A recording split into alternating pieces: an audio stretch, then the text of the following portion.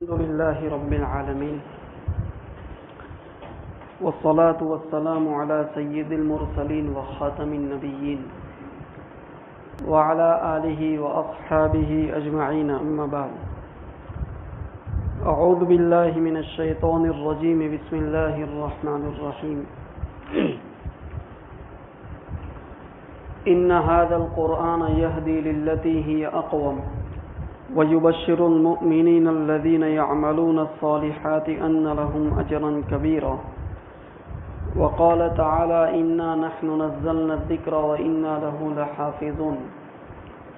وقال النبي صلى الله تعالى عليه وآله وسلم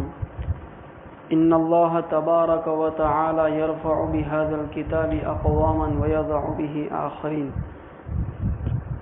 او کما قال صلی اللہ علیہ وسلم۔ قابل احترام حضرات علماء کرام، بزرگان محترم، میرے عزیز دینی اسلامی بھائیوں اور گھروں میں بیٹھ کر سن رہی باپردہ مائیں اور بہنیں، الحمدللہ ہمارا یہ جو تفسیری سلسلہ ہے آج اس کی یہ دوسری مجلس ہے۔ اس سے پہلے جو مجلس ہوئی تھی اس میں یہ بات ذکر کی جا رہی تھی کہ اس دور میں قرآن کریم سے وابستہ ہونا، اس سے جڑنا اپنی دینی ایمانی زندگی کی حفاظت کے لیے کتنا ضروری ہے۔ ساتھ ساتھ یہ بات ذکر کی جا رہی تھی کہ قرآن کریم کیسی کتاب ہے۔ قرآن کریم نبی اکرم صلی اللہ علیہ وسلم پر اللہ تعالیٰ کی طرف سے اتارا ہوا سب سے بڑا معجزہ ہے۔ معجزہ کس کو کہتے ہیں؟ معجزہ عربی زبان کا لفظ ہے جس کے معنی آتے ہیں عاجز کر دینے والی چیز۔ گجراتی میں اگر ہم کہیں تو ویوش کری دینار وستو، مطلب یہ ہے کہ اللہ تعالیٰ نبی کو کوئی خاص چیز عطا کرتا ہے اور اس چیز کے ذریعے سے اس نبی کی قوم کو چیلنج کیا جاتا ہے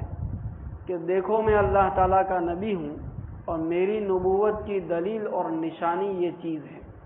اور میں اس بات کا دعویٰ کرتا ہوں کہ یہ چیز تم میں سے کوئی پیش نہیں کر سکے گا۔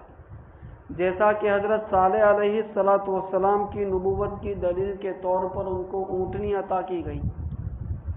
اسی طریقے سے حضرت عیسیٰ علیہ السلام کی نبوت کی دلیل کے طور پر ان کو یہ معجزہ عطا کیا گیا کہ وہ نابینا لوگوں کو ہاتھ پھیر کر دیکھتا کر دیتے تھے، جس کا تذکرہ پچھلی مجلس میں بھی ہوا تھا۔ نبی اکرم صلی اللہ علیہ وسلم کو اللہ تعالیٰ نے بہت سارے معجزات عطا فرمائے، ان میں سے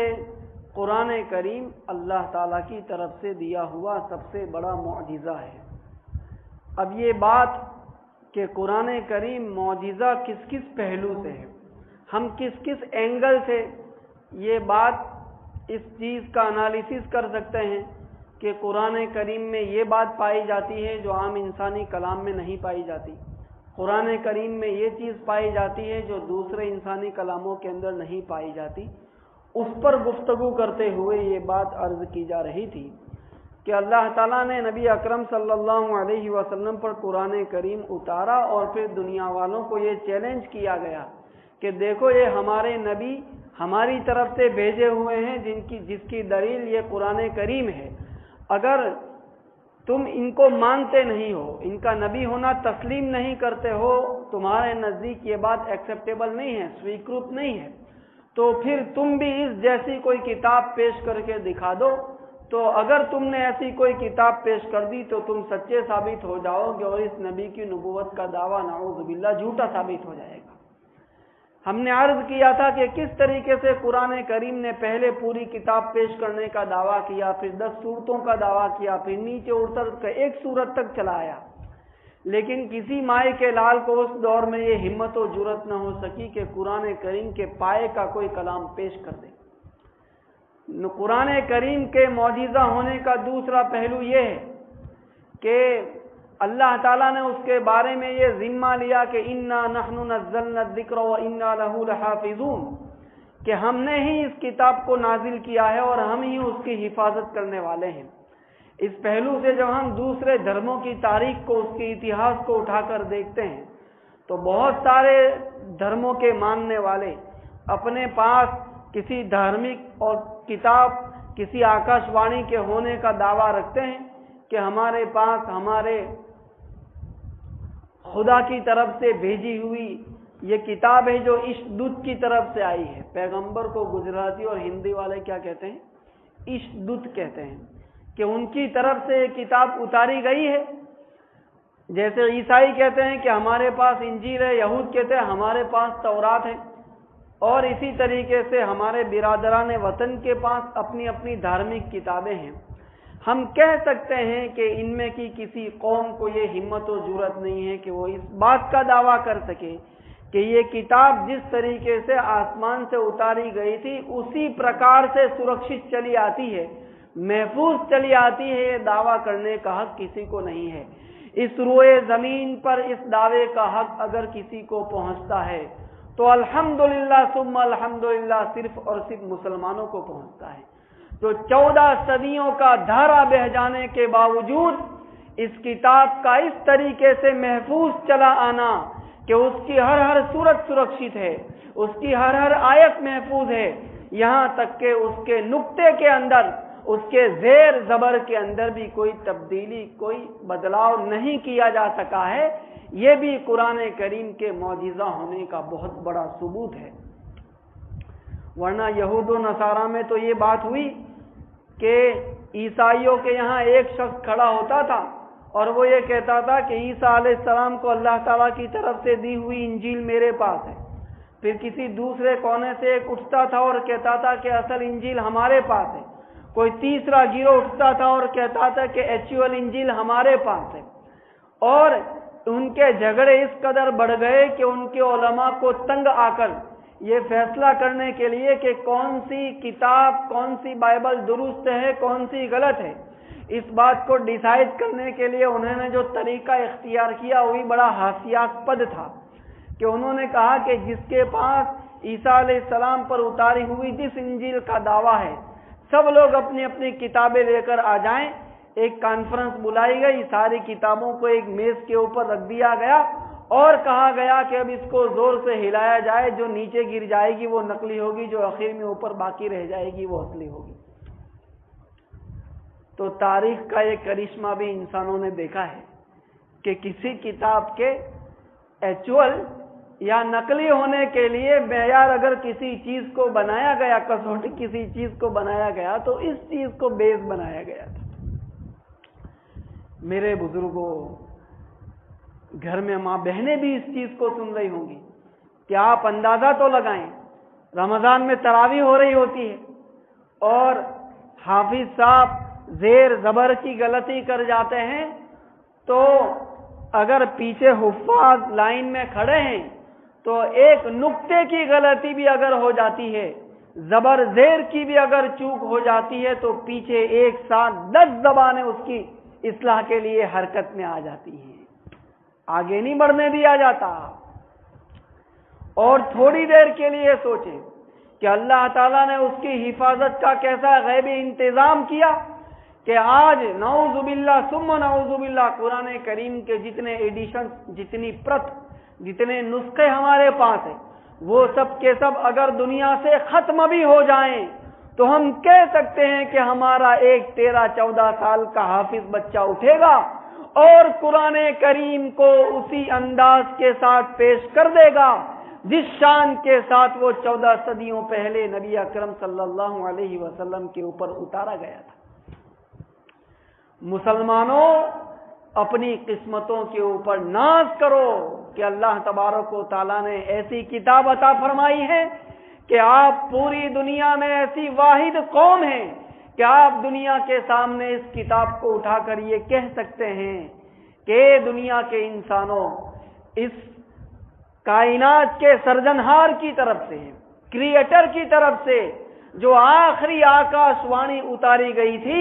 آج 14 صدیوں کے بعد وہ آکاش وانی اسی سرکشت شکل میں ہمارے سامنے چلی آتی ہے۔ میں آپ کی خدمت میں عرض کروں کہ آج اگر حضرت موسیٰ علیہ السلام نے جو لاٹھی سمندر کے اوپر ماری تھی، وہ لاٹھی اگر ہم سب کے سامنے ظاہر ہو جائے، کوئی شخص کھڑا ہو جائے کہ موسیٰ علیہ السلام کی وہ لاٹھی مجھے ملی ہے، تو لوگ اس لاٹھی کی زیارت کے لیے اس کے گھر کا دروازہ توڑ دیں گے کہ یہ تو حضرت موسیٰ علیہ السلام کی وہ لاٹھی ہے جس نے سمندر میں ان کے لیے راستے بنا دیے تھے۔ اسی طریقے سے دیگر انبیاء علیہ السلام کے جو معجزات رہے ہیں، ان معجزات کا کوئی حصہ، ان میں کا کوئی معجزہ اگر آج کے دور میں ظاہر ہو جائے تو لوگ ٹوٹ پڑیں گے اس سے برکت حاصل کرنے کے لیے، اس کے دیدار کے لیے، اس کی زیارت کے لیے۔ لیکن کتنے افسوس کی بات ہے کہ اس سے ہزاروں درجہ بڑا معجزہ، جس کو بلا شبہ عالم انبیاء کا سب سے بڑا معجزہ قرار دیا جا سکتا ہے، وہ آج ہمارے گھروں کے اندر دھول کھا رہا ہے۔ آج کسی اسرائیلی کے ہاتھ حضرت موسیٰ علیہ السلام کا وہ عصا لگ جائے، وہ اپنے آپ کو دنیا کا سب سے خوش قسمت آدمی سمجھے گا کہ یہ معجزہ میرے گھر کی زینت ہے، میرے گھر کی شوبھا ہے۔ لیکن اس مسلمان کے پاس اس سے ہزاروں درجہ بڑا معجزہ اس کے گھر کے اندر ہے، لیکن ہائے افسوس، اس کی قدر و قیمت دلوں سے رخصت ہو چکی ہے۔ اور اسی کا نتیجہ ہے کہ گھنٹوں موبائل کی اسکرین کے اوپر گزر جاتے ہیں، لیکن مہینے گزر جانے کے باوجود بھی یاسین شریف کھول کر پڑھنے کی توفیق نہیں ہوتی۔ میرے بزرگوں، میں تو آپ کی خدمت میں یہ بات عرض کرنے جا رہا تھا کہ قرآن کریم کے معجزہ ہونے کا دوسرا پہلو یہ ہے کہ اس کتاب کی حفاظت کا جو وعدہ کیا گیا تھا، وہ وعدہ آج تک پورا ہو رہا ہے، اور وَإِنَّا لَهُ لَحَافِظُونَ، ہم اس کی حفاظت کریں گے، یہ وعدہ قیامت تک باقی ہے۔ اب خوش نصیب ہیں وہ لوگ جو اس پورے چینل کے اندر کسی حصے کے طور پر شریک ہو جائیں۔ بڑے خوش قسمت ہیں وہ لوگ اپنی قسمتوں کو سونے کے قلم سے لکھوا کے آئے ہیں جو اس حفاظتی چینل کا حصہ بن جائیں، جو اس کا ایک پارٹ بن جائیں، جن کے سینوں کو اللہ تبارک و تعالیٰ قرآن کریم کی اس دولت کو اپنے اندر کیچ کرنے کے لیے قبول کر لیں، جنہوں نے اپنے سینوں کی زمینوں کو اس کلام الہی کی حفاظت کے لیے پیش کر دیا، ان کو اس بات پر فخر کرنا چاہیے کہ ہم اس حفاظتی چینل کا، جو بے شک ایک گولڈن چینل ہے، اللہ تعالیٰ نے اس کی ایک کڑی بنا کر ہمیں استعمال کر لیا ہے۔ میرے دوستو، قرآن کریم کے معجزہ ہونے کا ایک پہلو یہ بھی سامنے رکھنا چاہیے کہ نبی اکرم صلی اللہ علیہ وسلم جس ماحول میں تشریف لائے، آپ صلی اللہ علیہ وسلم جس علاقے کے اندر پیدا کیے گئے، وہ جو پورا علاقہ تھا، اس علاقے میں پڑھنے لکھنے کا کوئی خاص رواج نہیں تھا۔ آپ صلی اللہ علیہ وسلم کے بچپن کے حالات پر غور کیجیے کہ نبی اکرم صلی اللہ علیہ وسلم یتیم ہونے کی حالت میں دنیا میں تشریف لائے۔ باپ کا سایہ پہلے اٹھ چکا تھا، جب 5 سال گزرے تو ماں کا سایہ اٹھ گیا، پھر 7 سال کی عمر میں دادا سرپرست تھے، وہ بھی دنیا سے رخصت ہوئے۔ تو بڑی قسم پرسی کے ساتھ نبی اکرم صلی اللہ علیہ وسلم کی پرورش ہوئی ہے، اور اس میں اللہ تعالیٰ کو اپنی ایک خاص قدرت کو ظاہر کرنا بھی مقصود تھا کہ میں اپنے نبی کو کسی ظاہری سہارے کا محتاج نہیں ہونے دوں گا۔ اس میں اللہ تعالیٰ کی بڑی مصلحتیں تھی، اور پھر ایسا آدمی ایک بڑا انقلاب پیدا کر کے دکھائے گا، یہ اللہ تعالیٰ کو دکھانا تھا۔ خیر، آپ صلی اللہ علیہ وسلم کا بچپن اس انداز سے گزرا ہے، آپ کو پڑھنے لکھنے کا موقع نہیں ملا۔ مکے کے اندر کوئی یونیورسٹی نہیں، کوئی کالج نہیں، کوئی اسکول نہیں، کوئی بڑی ودیا پیٹھ نہیں تھی وہاں پر جہاں نبی اکرم صلی اللہ علیہ وسلم جا کر تعلیم حاصل کرتے۔ آپ صلی اللہ علیہ وسلم نے کوئی لمبے چوڑے سفر نہیں کیے کہ کسی دوسرے ملک سفر کر کے آپ صلی اللہ علیہ وسلم وہاں جا کر ایجوکیٹڈ ہوتے۔ لیکن یہ عجیب بات ہے کہ آپ صلی اللہ علیہ وسلم اس حال کے اندر، یعنی تعجب تو اس بات کے اوپر ہوتا ہے کہ آپ صلی اللہ علیہ وسلم پڑھنا بھی نہیں جانتے تھے، لکھا ہوا پڑھنا نہیں جانتے تھے۔ ہم دیکھتے ہیں کہ صلح حدیبیہ ہو رہی ہے تو صلح حدیبیہ میں معاہدہ لکھا جا رہا ہے ھذا ما قاض علیہ رسول اللہ صلی اللہ علیہ وسلم، یہ وہ بات ہے جس کا نبی اکرم صلی اللہ علیہ وسلم نے معاہدہ کیا، فیصلہ کیا۔ تو رسول اللہ آپ صلی اللہ علیہ وسلم نے لکھوایا تھا، حضرت علی نے لکھا تھا۔ تو مشرکین مکہ نے اس پر آبجیکشن لیا کہ ہم آپ کو کہاں رسول مانتے ہیں کہ آپ اس سندھی نامے کے اندر رسول کا شبد لکھواتے ہیں، محمد ابن عبداللہ لکھو، رسول اگر ہم مانتے تو یہ سارے جھگڑے کیوں ہوتے؟ انہوں نے اس کو قبول نہیں کیا اور کہا کہ اس کو چینج کرو۔ تو حضرت علی رضی اللہ تعالیٰ عنہ تو نبی اکرم صلی اللہ علیہ وسلم کے دربار کے ادب کو جاننے والے تھے، انہوں نے کہا یا رسول اللہ میں تو اپنے ہاتھ سے اس کو نہیں مٹاؤں گا۔ تو نبی اکرم صلی اللہ علیہ وسلم نے کہا کہ اچھا بھائی لاؤ کاغذ لاؤ۔ وہ کاغذ سامنے کیا گیا تو آپ صلی اللہ علیہ وسلم پوچھ رہے ہیں کہ اس میں رسول اللہ کہاں لکھا ہوا ہے؟ یعنی آپ تو یہ بھی پڑھنا نہیں جانتے تھے کہ رسول اللہ کہاں پر لکھا ہوا ہے۔ تو حضرت علی نے انگلی سے بتایا کہ رسول اللہ یہ لکھا ہوا ہے۔ تو آپ صلی اللہ علیہ وسلم نے پھر اس کو قلمزد کیا، اس کو مٹایا اور اس کی جگہ پھر حضرت علی نے محمد ابن عبداللہ لکھا ہے۔ تو بالکل پڑھنے لکھنے سے ناواقف، لیکن عجیب بات ہے کوئی اعجاز تو دیکھے میرے قرآن ناطق کا کہ لقب امی ہے لیکن علم کے دریا بہاتے ہیں۔ کہ 40 سال کی عمر ایک شخص ایک ایسے ماحول میں رہتا ہے، اس حالت میں اس کی زندگی گزرتی ہے، لیکن 40 سال کے بعد اس کی زبان پر ایسا کلام جاری ہوتا ہے کہ صدیوں پہلے حضرت یوسف علیہ السلام کا جو واقعہ شام میں اور مصر میں پیش آیا تھا، اس واقعے کو وہ نبی اپنی زبانی پوری ڈیٹیلز کے ساتھ بیان کر دیتا ہے۔ موسیٰ علیہ السلام کے واقعات جو بنی اسرائیل کے ساتھ پیش آئے، فرعون کے ساتھ پیش آئے، یہ نبی اپنی زبان سے اس کو پڑھ سناتا ہے۔ حضرت صالح علیہ السلام کی قوم کا سلوک نبی کے ساتھ کیا رہا، نوح کی قوم کا سلوک نبی کے ساتھ کیا رہا، شعیب کی قوم کی کیا داستان تھی، اور اسی طریقے سے دیگر انبیاء علیہم السلام، داؤد و سلیمان اور عیسیٰ علیہم السلام کے جو واقعات ہیں وہ صدیوں پہلے جس انداز سے پیش آئے تھے ایز اٹ از اسی طریقے سے نبی اکرم صلی اللہ علیہ وسلم کی زبانی جاری کر دیے جاتے ہیں۔ آپ نے تو کہیں تعلیم حاصل نہیں کی، کیا یہ سب بائی چانس ہو رہا تھا، یہ سب اتفاقی طور پر ہو رہا تھا؟ نہیں، ایک ہستی ہے جو اس کلام کو نبی اکرم صلی اللہ علیہ وسلم کی زبان مبارک پر جاری کر رہی ہے۔ یہ ہے نا قرآن کریم، ایک معجزہ جو آپ صلی اللہ علیہ وسلم کے ذہن کی اپج نہیں ہے، بلکہ وہ اللہ تعالی کی طرف سے اتارا ہوا کلام ہے۔ قرآن کریم کے معجزہ ہونے کا ایک پہلو یہ بھی ہے کہ اس کے اندر جو فیوچر کی خبریں بیان کی گئی ہیں، قرآن کریم نے ایسی ایسی پیشین گوئیاں کی، ایسی بھوشیہ وانیاں کی کہ اس وقت کے جو وشلیشک تھے، جو تجزیہ کار جن کو اردو کے اندر کہا جاتا ہے، انالیسس کرنے والے، وہ یہ کہتے تھے کہ جیسے وعدے اس کتاب کے اندر کیے گئے ہیں، ہمیں افق کے اوپر، افق یعنی شتج، ہمیں شتج کے پٹل کے اوپر اس طرح کے واقعات مستقبل میں دور دور تک ہمیں اس کا سراغ نہیں ملتا ہے۔ ٹیک فار ایگزامپل، مکی زندگی گزر رہی ہے اور ایرانی لوگ رومیوں کے اوپر غالب آ گئے۔ ایرانی اگنی پوجک تھے اور رومی جو تھے وہ اہل کتاب تھے، یعنی آسمانی کتاب کو ماننے والے تھے، حضرت عیسیٰ علیہ السلام کے فالوورز تھے۔ یہ اس دور کی بڑی سلطنتیں تھی جن کے درمیان نوک جھونک چلتی رہتی تھی۔ تو ہوا یہ کہ ایرانیوں نے ایک مرتبہ رومیوں پر حملہ کیا اور ان کے بہت اندر تک گھستے چلے گئے، ان پر فتح حاصل کر لی۔ تو جب یہ خبر مکے پہنچی ہے، مکی دور ہے، تو مشرکین مکہ خوشی سے بغلے بجانے لگے، جشن منانے لگے کہ جس طریقے سے ہمارے اگنی پوجک بھائی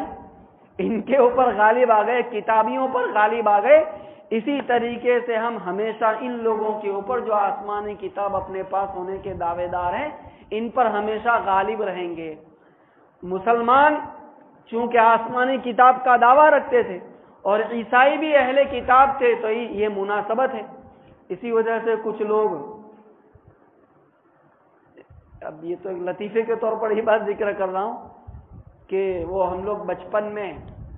ہمارے کچھ ایسے دوست تھے کہ جیسے انڈیا کا میچ اور آسٹریلیا کا میچ ہے تو کہتے تھے کہ ہم تو اس میں بھی آسٹریلیا کی فیور کریں گے۔ بھائی کیوں؟ کہ وہ اہل کتاب ہے، تو اہل کتاب کی فیور کریں گے۔ خیر، میں تو یہ عرض کر رہا تھا کہ چونکہ وہ بھی کتابی تھے اور یہ بھی کتابی تھے تو مسلمانوں کو اس کا صدمہ ہوا۔ اس وقت قرآن کریم کی آیت اترتی ہے اور یہ پیشین گوئی کی جاتی ہے کہ الف لام میم غلبت الروم فی ادنی الارض وهم من بعد غلبهم سیغلبون فی بضع سنین۔ قرآن کہتا ہے کہ روم اس وقت مغلوب ہو گیا، شکست کھا گیا، ہار گیا ہے، لیکن یاد رکھنا وهم من بعد غلبهم سیغلبون فی بضع سنین کہ یہ ٹیمپرری ہے، چند سالوں کے بعد یہ لوگ دوبارہ غالب آ جائیں گے۔ اب اس دور کی تاریخ جن لوگوں کے سامنے ہے وہ کہتے ہیں کہ ایسی شکست دی تھی ایرانیوں نے کہ دور دور تک کوئی اثر نظر نہیں آتا تھا کہ اب رومی اس ہار کا غم جھیل کر کبھی اٹھ بھی سکیں گے اور دوبارہ انتقام لے سکیں گے، بدلہ لے سکیں گے، اپنے ہارے ہوئے علاقے ایرانیوں سے واپس لے سکیں گے۔ دور دور تک اس طرح کے چانسز نہیں تھے۔ لیکن یہ عجیب بات ہے کہ ابھی 10 سال کا عرصہ گزرتا ہے کہ قرآن کریم کی وہ پیشین گوئی، وہ بھوشیوانی پوری ہوتی ہے۔ قیصر روم اٹھتا ہے اور ایران کے اوپر چڑھ دوڑتا ہے، اور نہ یہ کہ اپنے ہارے ہوئے علاقے اس سے واپس لے لیتا ہے بلکہ ان کے کئی علاقوں کے اوپر قبضہ کر لیتا ہے، اور قرآن کریم کی وہ پیشین گوئی اپنی شان و شوکت کے ساتھ پوری ہوتی ہے۔ بات یہی نہیں اٹکتی، قرآن کریم نے اس سے آگے ایک اور بات کہی ہے۔ اس نے کہا وَيَوْمَئِذٍ يَفْرَحُ الْمُؤْمِنُونَ بِنَصْرِ اللَّهِ۔ یہ کہا گیا کہ جب رومی ایرانیوں پر فتح حاصل کریں گے تو اس وقت، اسی دن اہل ایمان بھی اللہ تعالیٰ کی مدد اور نصرت کی وجہ سے خوش ہو رہے ہوں گے۔ یہ بات جو قرآن کریم نے کہی اس پر سٹریس دینے کی ضرورت ہے کہ کہا کیا جا رہا ہے اس میں۔ اتہاس کار لکھتے ہیں کہ رومیوں نے ایرانیوں پر موقع بموقع 3 حملے کیے۔ جب انہوں نے پہلا حملہ کیا اور ان کی فتح ہوئی ہے تو جس دن ان کی فتح ہوئی ہے اسی دن بدر کے میدان میں مسلمان کفار کے اوپر فتح حاصل کر رہے تھے۔ وَيَوْمَئِذٍ يَفْرَحُ الْمُؤْمِنُونَ بِنَصْرِ اللَّهِ، اور جس دن یہ رومی غالب آئیں گے اسی دن مسلمان بھی اللہ تعالیٰ کی مدد سے خوش ہو رہے ہوں گے۔ جب دوسرا موقع ہوا، دوسرا حملہ جب کیا تو جس وقت رومیوں نے ایرانیوں پر فتح حاصل کی، جیت گئے، اسی وقت مسلمان صلح حدیبیہ سے واپس آ رہے تھے اور وہی نازل کی جا رہی تھی اِنَّا فَتَحْنَا لَكَ فَتْحًا مُبِينًا، ہم نے آپ کو کھلی فتح عطا فرمائی۔ تیسری مرتبہ جب رومیوں نے ایرانیوں پر فتح حاصل کی، یہ وہی دن تھا جس دن مکے کی فتح ہو رہی تھی اور مسلمانوں کا مکے پر غلبہ ہو رہا تھا۔ اب قرآن کہتا ہے کہ رومی غالب آئیں گے، اور اس کے پیرللی، اس کے ساتھ ساتھ یہ بھی کہتا ہے کہ جس دن یہ ہوگا اسی دن مسلمان بھی اللہ تعالیٰ کی مدد و نصرت سے خوش ہو رہیں گے۔ ہم کہتے ہیں کہ یہ فیوچر کی بات کی جا رہی ہے، کیا یہ سب بائی چانس ہو رہا ہے؟ کیا یہ سب آکسمک کہا جا رہا ہے؟ نہیں، ایک ہستی ہے جس کے سامنے فیوچر کا علم ہے، وہ اپنے علم کی روشنی میں اس کلام کو نبی اکرم صلی اللہ علیہ وسلم کے مبارک دل کے اوپر اتار رہی ہے۔ تو قرآن کریم کا یہ معجزہ ہے کہ اس نے بھوشیہ کے بارے میں جتنی خبریں دی وہ ساری کی ساری خبریں مکمل طور پر پوری ہو کر رہی۔ اسی طریقے سے اس کے معجزہ ہونے کا ایک پہلو یہ بھی ہے کہ اللہ تعالیٰ نے اس کتاب کے اندر ایسی کشش رکھ دی ہے، ایسی چاشنی رکھ دی ہے، ایسا ایٹریکشن رکھ دیا ہے کہ آدمی سنتا ہے اور سر دھنتا رہتا ہے۔ مشرکین مکہ قرآن کریم کے کتنے مخالف تھے، یہ کہتے تھے کہ لا تسمعوا لهذا القرآن والغوا فيه لعلكم تغلبون، اس قرآن کو نہ سنو اور جب پڑھا جائے تو شور مچاؤ جبھی تم غالب رہو گے۔ یہ انہوں نے پروپیگنڈا کر رکھا تھا۔ لیکن عجیب بات ہے کہ جو لوگ پروپیگنڈا کرنے والے تھے، ابو سفیان اس وقت تک مسلمان نہیں ہوئے تھے، ابو لہب، عتبہ، ابو جہل، یہ وہ لوگ تھے کہ لوگوں کو تو کہتے تھے کہ خبردار اس قرآن کو نہ سننا، لیکن اسی قرآن کا جادو ان کے سروں پر ایسا چڑھا ہوا تھا کہ جب نبی اکرم صلی اللہ علیہ وسلم رات کی تنہائی میں بیت اللہ کے پاس قرآن کریم پڑھتے تھے، یہ اسی کو کعبے کے پردوں میں چھپ چھپ کر یہی قرآن کریم سنتے رہتے تھے، اور جب الگ ہوتے تھے تو ایک دوسرے کو دیکھ کر شرمندہ ہوتے تھے کہ ہم تو لوگوں کو کہتے ہیں اور خود اس پر عمل نہیں کرتے، عزم کرتے تھے کہ کل سے کوئی نہیں آئے گا، لیکن دوسرے دن پھر اپنے دلوں کو وہاں پہنچانے پر مجبور پاتے تھے۔ امام بیہقی نے دلائل النبوہ کے اندر اس روایت کو ذکر کیا ہے۔ تو یہ قرآن کریم کا اثر تھا کہ ہاں کوئی کیسا ہی اچھا گانا کیوں نہ ہو، غزل کیوں نہ ہو، آدمی اسے 1 مرتبہ سنتا ہے، 5 مرتبہ سنتا ہے، 10 مرتبہ سنتا ہے، 11ویں 12ویں مرتبہ میں آدمی اگتا جاتا ہے، اس کی طبیعت کے اندر اکتاہٹ پیدا ہو جاتی ہے، حالانکہ اس کا معنی مطلب وہ سمجھ رہا ہے۔ قرآن کریم کا معنی مطلب کتنے مسلمان سمجھتے ہیں؟ وہ ایک بالکل دوسری لینگویج میں ہے، سمجھ میں نہیں آتا، لیکن اگر کوئی خوش الحانی کے ساتھ قرآن کریم پڑھ رہا ہے تو بس آدمی سنتا ہے اور سر دھنتا جاتا ہے۔ آج 14 صدیوں میں کیا کوئی ایسا مسلمان دکھایا جا سکتا ہے جو امام صاحب سے آ کر یہ کہے کہ امام صاحب آپ نے کیا ہر رکعت کے اندر سورہ فاتحہ لگا رکھی ہے؟ ہم تو یہ سورت سن سن کر اگتا چکے ہیں۔ سمتھنگ شوڈ بی نیو، کچھ نیا ہونا چاہیے۔ آج تک کسی مسلمان نے کسی امام صاحب کو آ کر یہ نہیں کہا۔ تو یہ سورہ فاتحہ کو آدمی 1 بار سنے، 10 بار سنے، اور اسی کی تفسیر سے انشاءاللہ اس کا ہم آغاز بھی کریں گے۔ 100 بار سنے، 1000 بار سنے، سنتا چلا جائے، لیکن اس کی طبیعت میں کبھی اکتاہٹ پیدا نہیں ہوتی۔ حیدرآباد کے اندر ایک فنکشن ہو رہا تھا، پروگرام ہو رہا تھا، اس میں وہاں کا جو کمشنر تھا وہ پہنچا ہوا تھا، جوائنٹ پروگرام تھا جس میں مسلمان نان مسلم سب تھے۔ تو وہاں قرآن کریم کی تلاوت کی گئی۔ تو جب اس کمشنر کے بولنے کا موقع آیا تو وہ کہنے لگا کہ میں آرگینائزر سے، جو اس پروگرام کے جو آرگینائزرز ہیں ان سے میں ریکویسٹ کرتا ہوں کہ یہ جو ابھی جس کتاب کا پٹھن کیا گیا ہے اس کی کوئی CD اگر آپ کے پاس ہو تو وہ مجھے دیں۔ اور پھر وہ کہنے لگا کہ میری عادت یہ ہے کہ جب میں گھر سے آفس جاتا ہوں یا آفس سے گھر جاتا ہوں تو اپنے من کی شانتی کے لیے میوزک سنتا ہوں۔ وہ کہنے لگا کہ آج میں نے پہلی مرتبہ زندگی کے اندر اس کلام کو سنا ہے، تو میں اپنے دل کی بات آپ سے شیئر کرنا چاہتا ہوں۔ وہ کہتا ہے کہ مجھے اپنی پوری زندگی میں کسی بہتر سے بہتر سنگیت کو سن کر وہ تسلی حاصل نہیں ہوئی، میرے آتما کو وہ شانتی نصیب نہیں ہوئی جو آج اس کلام کے پٹھن کو سن کر مجھے حاصل ہوئی ہے۔ اس لیے اب میں نے ارادہ کیا ہے کہ اپنے گھر آتے جاتے وقت میں اسی کو سنتا رہوں گا۔ جادو وہ ہے جو سر چڑھ کے بولے، الفضل ما شہیدت بہ الاعداء۔ تو یہ قرآن کریم کا معجزہ ہے کہ اللہ تعالیٰ نے اس میں ایسا آکرشن رکھا ہے، ایسی کشش رکھی ہے کہ آدمی اس کی طرف کھینچا چلا جاتا ہے۔ میرے بھائیوں،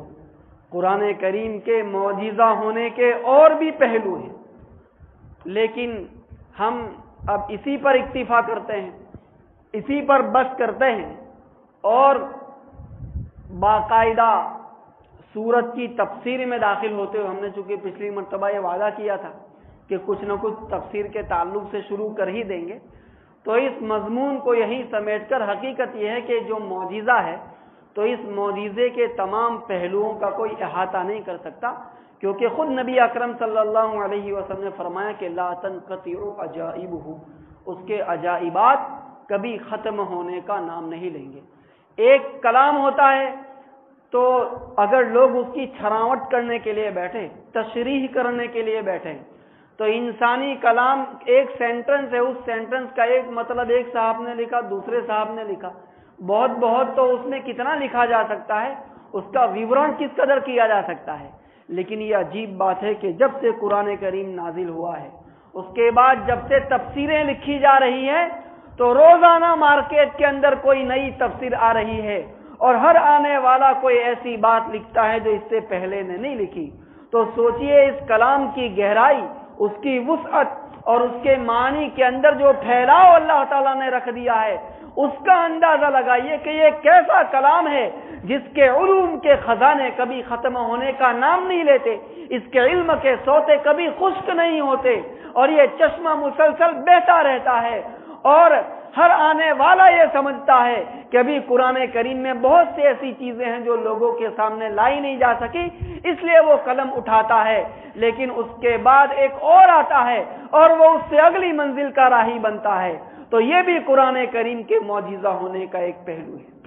کہ قیامت تک اس کی تفسیریں لکھی جاتی رہے گی، لیکن اس کے علوم، اس کے اندر معرفت کی جو باتیں ہیں، وہ کبھی ختم ہونے کا نام نہیں لے گی۔ قرآن کریم کا ایک معجزہ اس کا عددی اعجاز بھی ہے۔ عددی اعجاز یعنی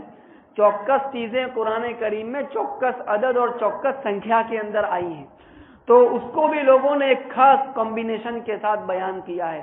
کہ قرآن کریم کے اندر رجل یعنی مرد اور امراتن یعنی عورت، تو جتنی مرتبہ یہ شبد استعمال ہوا ہے اتنی ہی مرتبہ یہ شبد بھی استعمال ہوا ہے۔ اسی طریقے سے دنیا کا شبد قرآن میں 88 مرتبہ استعمال ہوا، آخرت کا شبد قرآن کریم میں 88 مرتبہ ہی استعمال ہوا ہے، اور اس پہلو پر یعنی اتنا کام ہوا ہے کہ مستقل لوگوں نے اس پر کتابیں لکھی ہیں، جس کو قرآن کریم کا عددی اعجاز کہا جاتا ہے۔ سورہ کوثر کی تفسیر کی اللہ تعالیٰ نے کبھی توفیق دی تو اس کے ضمن میں اس کو تفصیل کے ساتھ ذکر کیا جائے گا۔ اس وقت تو ہم آپ کی خدمت میں یہ عرض کرنا چاہتے ہیں کہ ہمارے پیش نظر اس وقت جس سورت کی تفسیر ہے وہ سورہ فاتحہ ہے۔ سورہ فاتحہ قرآن کریم کا خلاصہ ہے، اور اسی وجہ سے اسے ہر نماز کے اندر پڑھوایا جاتا ہے یا سنوایا جاتا ہے، تاکہ پورے قرآن کریم کا خلاصہ ہر نماز میں آدمی کے کانوں سے گزرتا رہے، اس کے دل کے اوپر چوٹ کرتا رہے۔ اس لیے اس مجلس کے لیے بھی سب سے پہلے جس سورت کو چوز کیا گیا ہے، جس سورت کا انتخاب کیا گیا ہے، وہ سورہ فاتحہ ہی ہے۔ انشاءاللہ آئندہ ہفتے سے باقاعدہ اس سورت کی تفسیر شروع کی جائے گی۔ بڑے شوق کے ساتھ آپ حضرات بیٹھے ہیں، بڑی دلچسپی سے سن رہے ہیں۔ میری طبیعت تو اور چاہتی ہے کہ اس گفتگو کے سلسلے کو اور آگے بڑھایا جائے، لیکن خیر مجھے بھی جلدی پہنچنا ہے، اور آپ کی اکتاہٹ کا یا دوسرے لوگوں کی اکتاہٹ کا خطرہ ہے۔ اللہ نے چاہا تو آئندہ ہفتے تفصیل کے ساتھ سورہ فاتحہ کے اوپر گفتگو کی جائے گی۔ اللہ تعالیٰ آپ کے ذوق و شوق کو باقی رکھے، آمین یا رب العالمین۔ بسم اللہ الرحمن الرحیم، الحمد للہ رب العالمین، اللہم صلی علی سیدنا محمد وعلی آل سیدنا مولانا محمد مبارک وسلم۔ یا حی یا قیوم برحمتک نستغیث اصلح لنا شأننا کلہ ولا تکلنا الی انفسنا طرفۃ عین۔ اے اللہ ہم سب کے گناہوں کو معاف فرما، ہمارے یہاں جمع ہونے کو اپنے فضل و کرم سے قبول فرما، قرآن کریم کے ساتھ ہمیں خصوصی تعلق نصیب فرما، اس مجلس کو اپنی بارگاہ میں قبول فرما، اس سلسلے کو مبارک فرما، ہم سب کو اس بارے میں استقامت نصیب فرما۔ اللہ کتنے پیارے نوجوان ہیں جو اپنا وقت کہیں اور ضائع کر سکتے تھے، لیکن انہوں نے بڑی قربانی کے ساتھ اپنے آپ کو یہاں لا بٹھایا ہے۔ ان کے بیٹھنے کو رائگاں نہ فرما، ضائع نہ فرما، ان سب کے دلوں کو ہدایت کے نور سے روشن فرما، ان سب کو کام کا بنا دے، ان میں سے کسی کو بھی ضائع ہونے سے محفوظ فرما۔ اے اللہ جو لوگ ان نوجوانوں کے پیچھے محنت کر رہے ہیں، اللہ ان سب کی محنتوں کو قبول فرما۔ اس مجلس کے لیے جن لوگوں کی کوششیں ہیں ان کی کوششوں کو بارآور بنا۔ اے اللہ قرآن کریم کی برکات سے ہم سب کو مالا مال فرما، ہماری زندگی قرآن کریم کے مطابق بنا، ہمارے اخلاق، ہماری عادات، ہماری عبادات، ہماری سماجی معاشرتی ہر قسم کی زندگی اور زندگی کے ہر پہلو کو قرآن کریم کے سانچے میں ڈالنے کی ہم سب کو توفیق عطا فرما۔ ہم نے اس کتاب کے ساتھ بڑی بے وفائی برتی ہے، بڑا ظلم ڈھایا ہے۔ اے اللہ ہم دوستوں کے ساتھ وفا کرتے ہیں، ہم کھیل کے میدانوں کے ساتھ وفا کرتے ہیں، ہم اپنے موبائل کے ساتھ وفا کرتے ہیں، لیکن اگر ہماری بے وفائی ہے تو آپ کی اس مقدس کتاب کے ساتھ ہے جو آپ نے ہمیں عطا فرمائی ہے۔ اللہ ہماری اس ناقدری کو معاف فرما، ہمیں اس کی تلاوت کی توفیق عطا فرما، اس کو عظمت کی نگاہ سے دیکھنے کی توفیق عطا فرما، اللہ اس کی برکات سے اپنی زندگی کو مزین کرنے کی ہمیں توفیق عطا فرما، محرومی سے حفاظت فرما، ایسے دن سے اور ایسی گھڑی سے اور ایسی زندگی سے ہماری حفاظت فرما کہ مہینے گزر جائیں ہمیں قرآن کریم کھلنے تک کی توفیق نہ ہو، اللہ دنوں پر مہر لگا دیے جانے سے، پتا کاٹ کر جس طرح ایک طرف پھینک دیا جاتا ہے اس طریقے سے قرآن کریم سے ونچت کر دیے جانے سے ہم سب کی حفاظت فرما، ہمیں اس کتاب کے ساتھ خصوصی شغف اور تعلق نصیب فرما، حاضرین کی جائز تمناؤں کو پورا فرما، ہمارے ان نوجوانوں کی نوجوانی کی حفاظت فرما، ہماری بہن بیٹیوں کے اندر کامل مکمل دینداری پیدا فرما،